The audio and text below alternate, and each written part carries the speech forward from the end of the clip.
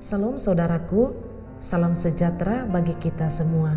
Kita berjumpa kembali dalam renungan Light of Revival. Mari kita membuka Alkitab kita di dalam pertama Samuel pasal 19 ayat 4 sampai ayat yang ke-6. Demikian bunyi firman Tuhan. Lalu Yonatan mengatakan yang baik tentang Daud kepada Saul ayahnya, katanya, "Janganlah raja berbuat dosa terhadap Daud hambanya, sebab ia tidak berbuat dosa terhadapmu. Bukankah apa yang diperbuatnya sangat baik bagimu? Ia telah mempertaruhkan nyawanya dan telah mengalahkan orang Filistin itu. Dan Tuhan telah memberikan kemenangan yang besar kepada seluruh Israel. Engkau sudah melihatnya dan bersuka cita karenanya. Mengapa engkau hendak berbuat dosa terhadap darah orang yang tidak bersalah dengan membunuh Daud tanpa alasan?"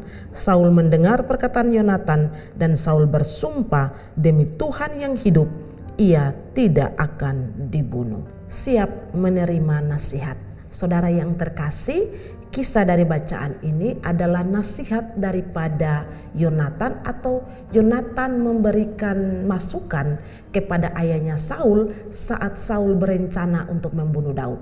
Kalau kita pelajari tentang kisah Saul ini dengan Daud, memang Saul itu iri hati terhadap Daud. Dia tidak mau Daud itu dipuji lebih daripada dirinya. Dan dia merencanakan hal yang jahat, yakni dia ingin membunuh Daud. Sehingga Daud tidak lagi dipuji oleh bangsa Israel sebagaimana dia mendapat pujian yang kurang baik daripada bangsa Israel. Ketika Yonatan mendengar bahwa ayahnya ingin membunuh Daud, Yonatan pergi kepada Saul dan dia mengatakan apa yang ingin dia sampaikan. Dia mengatakan yang baik tentang Daud kepada Saul ayahnya. Bahkan dia mengatakan bahwa Daud telah mengalahkan orang Filistin dan mendatangkan kemenangan bagi bangsa Israel. Daud tidak pernah berbuat dosa terhadap engkau. Mengapa engkau ingin mengotori tanganmu dengan membunuh orang yang tidak berdosa? Akhirnya Saul menerima nasihat tersebut. Bahkan di ayat yang ke-6 tadi dikatakan bahwa Saul berjanji di hadapan Yonatan bahwa dia tidak akan membunuh Daud lagi. Saudara terkasih, poin yang bisa kita belajar dari firman Tuhan ini adalah tentang menerima sebuah nasihat. Tidak penting nasihat itu kita dengar dari siapa, tetapi yang terpenting apa isi dari nasihat tersebut. Jika yang disampaikan adalah firman Tuhan, jika yang disampaikan adalah kebenaran, apakah kita tetap mengabaikan hal tersebut? Ingat bahwa Tuhan bisa memakai segala cara untuk membuat kita terbebas atau terluput dari satu persoalan atau satu masalah atau rencana yang jahat ketika kita mau untuk mendengar suatu saran atau suatu nasihat dari orang lain. Tuhan juga pernah memberi nasihat kepada para murid di dalam Matius 23 ayat yang ketiga. Dia katakan demikian, "Sebab itu turutilah dan lakukanlah segala sesuatu yang mereka ajarkan kepadamu, tetapi janganlah kamu turuti perbuatan-perbuatan mereka, karena mereka mengajarkannya tapi tidak melakukannya." Ada poin penting yang Yesus mau tekankan di sana, bahwa ahli Taurat ketika mereka menjelaskan itu kebenaran yang mereka sampaikan, sekalipun mereka jarang untuk melakukan apa yang mereka sampaikan.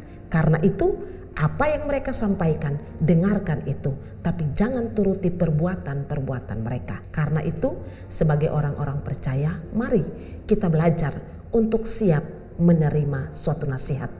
Nasihat itu entah keras, nasihat itu entah lunak. Kalau itu adalah kebenaran firman Tuhan, dengarlah nasihat itu. Jangan terlalu fokus siapa yang memberikan nasihat. Karena ketika kita fokus kepada orang dan bukan isi nasihat, kita bisa menolak orang yang menasihati. Apalagi yang menasihati kita bisa saja orang yang kita anggap paling remeh. Belajarlah untuk siap menerima nasihat dari siapapun, asalkan isi daripada nasihat atau saran yang disampaikan adalah kebenaran. Kiranya Tuhan memberkati kita. Mari kita berdoa.